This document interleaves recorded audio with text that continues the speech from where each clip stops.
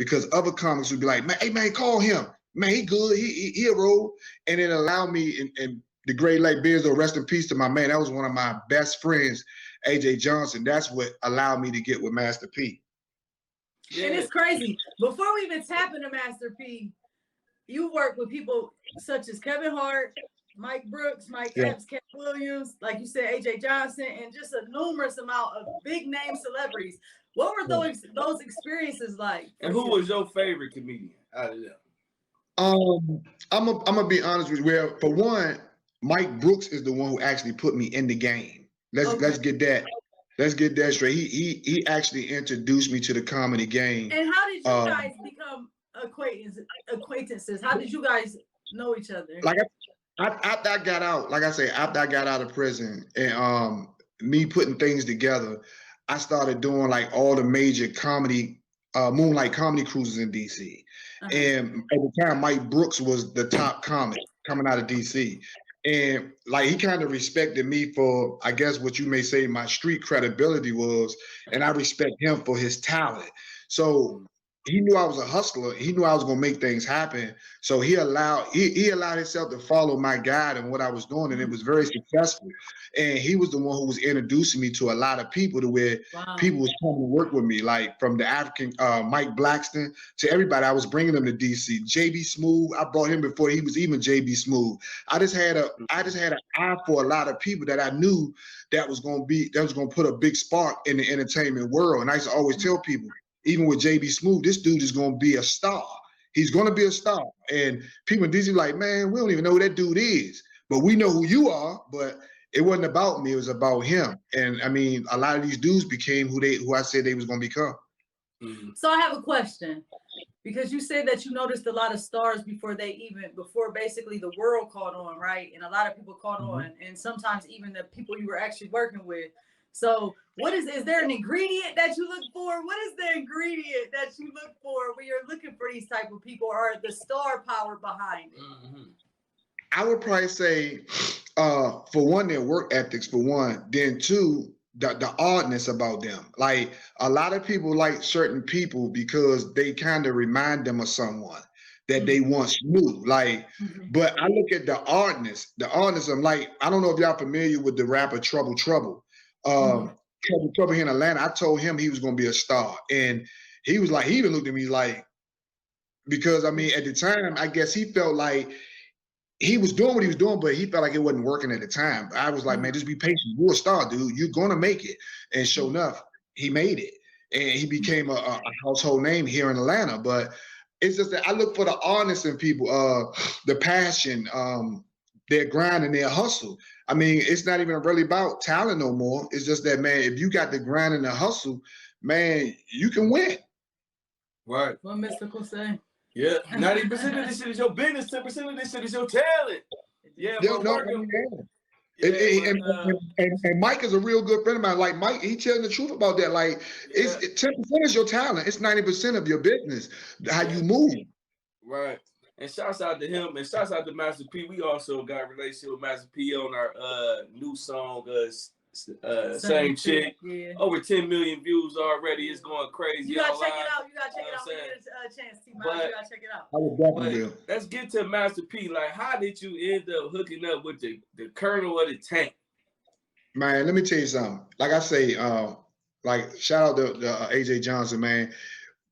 I took a gig, and I tell people like this. I took a gig when I was doing comedy for $150, and I was in DC, and the show was all the way in Fayetteville, North Carolina, and it was AJ. AJ was on the show. AJ Scroncho, and JJ from Atlanta, and I told the promoter, 150, I can't do 150.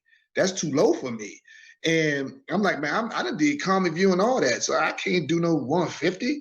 But at the time, it was like, take it. And I drove all the way there, and I did the show, and it ended up leading to where AJ was like, man, we need to call P, because we need to do something. And he called P at the time, and P was saying that he wanted a stage play. And I was like, stage play? That ain't my style. I don't know about no stage play. Now this is at the time you are a comedy promoter at this time. Right. Well, yeah, I'm both. I'm actually a comedy promoter, and I'm actually doing the stand-up too. And a lot of people didn't even know. What year is this? Can we date this? This was probably like 2003. Yeah, 2003. So then Pete he's smoking hot. He like, you know what I'm saying? He already ran through that year. You know, that year 99 was crazy for him. So this after that. Yeah. So he said he wanted a stage play, and I was like, okay. And at the time, I didn't really. AJ was facilitating everything. I wasn't talking to P. I heard him on a three-way one time, and like I say, it's just crazy how Allah worked everything out to where, you know, Master P at the time, me being incarcerated, he was the only person I would read about, other than the Bible and the Quran and all that. But as far as like artists, he was the only one I used to read about that. I was like, man, you know, when I would come out on the comment, I was like, man, I like that dude, man. You know, that's the only rap I would like to meet. And by AJ at the time facilitating that to where me and him actually, I was hearing his voice on the phone, but AJ was talking and he was saying what he wanted to do. And I was like, he asked me, man, can you write a stage play? I didn't know how to write no stage play, but I'm not gonna say no. Yeah. I mean, you know, I'm talking to Master P. You know what I'm saying? I'm from DC. What you need me to do? Show you a dress? What you need me to do? Come on, man. I'm from DC. We didn't have no rappers.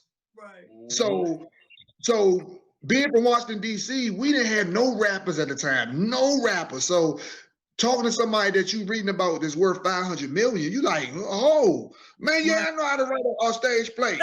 So, I mean, and he happened to put me to the test and was like, we'll write this stage play. I want a character.